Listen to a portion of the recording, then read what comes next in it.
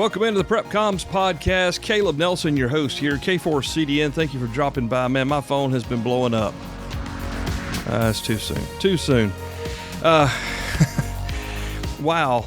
We'll talk about that in a few minutes. I want to come back in here real quick, talk about CB radios. I've done 3 episodes here about CB radios and how they can apply to the prepper and the prepper's desire to stay communicated in connection with their friends, or to gain information, or to use it to build rapport with other people, connect with other groups, etc. I mean, we're talking about communication, so we know what we're talking about here. And I've gotten some feedback. Not great. Well, I mean, it's not unanticipated feedback, so I want to address it real quick.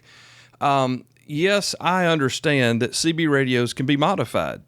I understand that you can add amplification to your signal to talk further, be louder, echo more, whatever you want to do. I understand that because I've been a CB radio user for 45 years. I've been an amateur radio operator for almost 15. So the first 30 years of that time, I was a CB radio guy, and I had it all. I had the echo, I had the tone boards, I had the what do we call those, noise toys? I had multiple amplifiers, tuned radios, peaked and tuned, which may or may not have been the case. Every antenna combination you could come up with, I've done it all. In all seriousness, I've done it all. But I wanted to address some of that real quick because it would be unfair to leave it out of the program because of its illegality. But at the same time, I'm not promoting that. I'm not telling you this is what you need to do. As a matter of fact, a lot of the things that you do to add power to a CB actually harms your signal more than it will ever help it. And I didn't understand that as a CB radio user, as a teenager back in the 1990s. I just thought, more amplifier, bigger microphone or whatever, and I'm talking further. And I never understood, and I've said this before, how important the antenna is. The antenna plays the most important part in any radio setup you have, whether it's CB or ham radio or public service or GMRS, or it doesn't matter. Even if you have your own homebrew AM radio station, your antenna makes or breaks your signal. In every case, hear me now, in every case, especially with CB radio, especially with everything, the antenna makes or breaks it all. So you can have all the amplifier you want. You can have power mics and echo mics and peaked and tuned and hot rod radios. You can have every bit of that. But if your antenna sucks, everything's going to suck. It's not going to perform like you want it to perform, and you're making investments into things that are not going to turn out to be the best investments. And if you go all the way back to the beginning of this program, that was the guts of the show. That's my heart for this show and for you, is to help you understand what to do, not in fear, but to make good decisions, because this stuff you probably don't have laying around unless you're just a 45-year user, and that's probably not you. So thank you for letting me chat with you about this. So here's the deal. They do make illegal amplifiers to operate on 11 meters for the CB radio band, and you can find them from 20 watts to 15 to 2,000. There's no telling what they'll actually say they'll do, and who knows what they'll really do in real life, but there's some big ones you can use out there.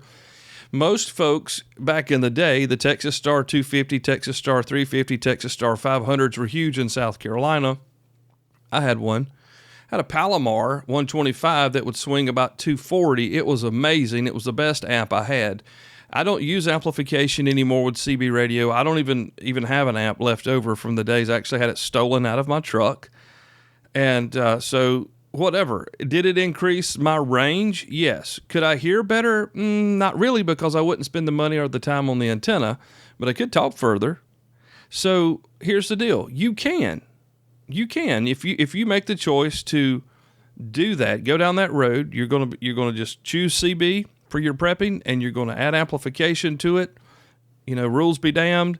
Okay, that's fine. That's you. It's not me. I'm not going to condone it. I'm just not going to. If you want to do it, dude, it's on you.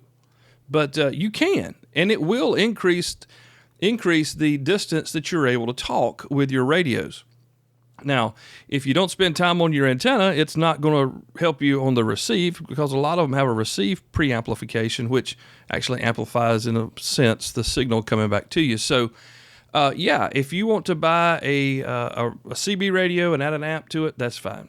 Now, I had a question the other day, and it was a really good question. And the question basically was, why do I see these 10 meter and 12 meter radios on Amazon that, produce 50, 60, 100 watts, but they're called CB radios, and they look like a CB radio, and they're made by a CB radio company, but they're not CBs. They're made for ham radio operators.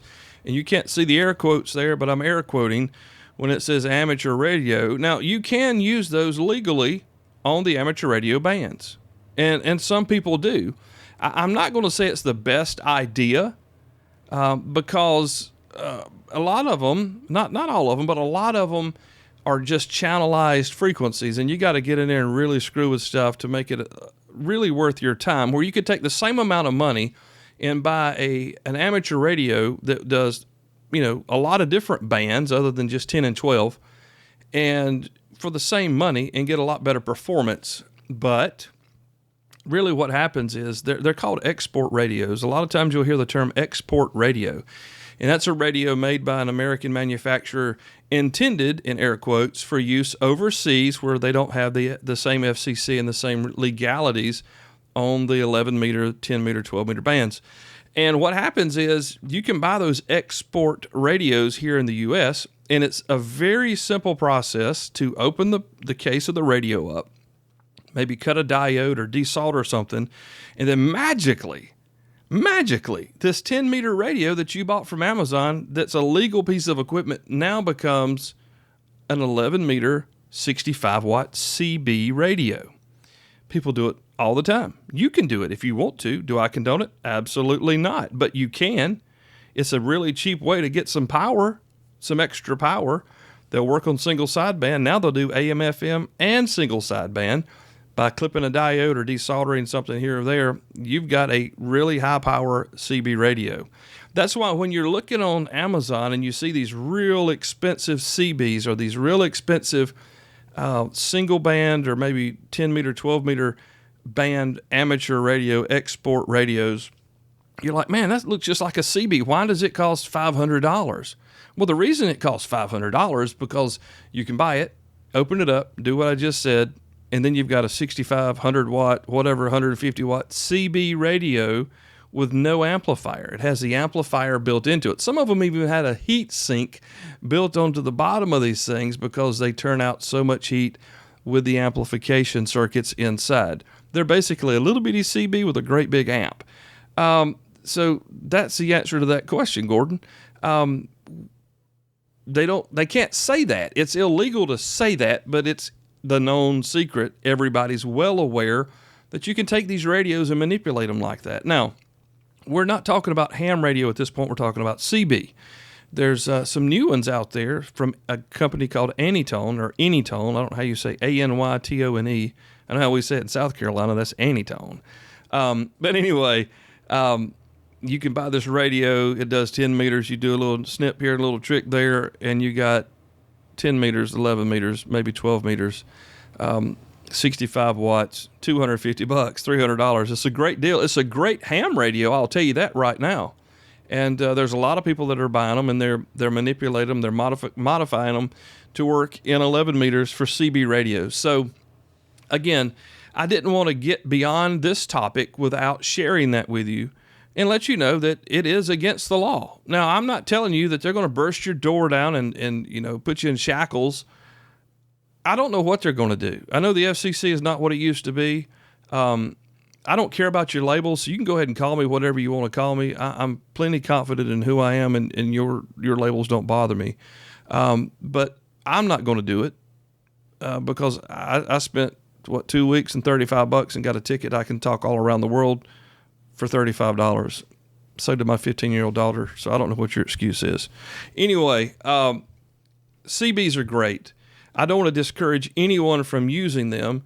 because they are a great tool. They're very inexpensive. I've gone over all this. They're very inexpensive. It's a great way to capture intelligence that's happening around you.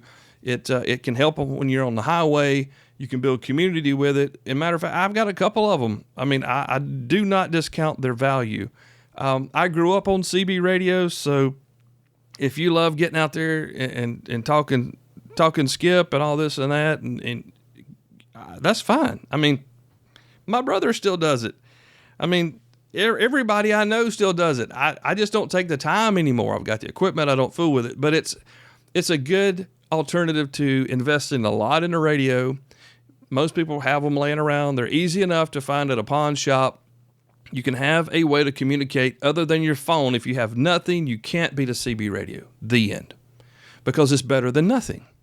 Is it GMRS? Absolutely not. That's coming soon. But it's a great alternative to having nothing. Now, if you want to do it with high power and big antennas and linear amplifiers and talk box boards, you go ahead. That's fine. I'm not going to beat you up. I'm not going to wag my finger at you. I'm just telling you, I don't do it.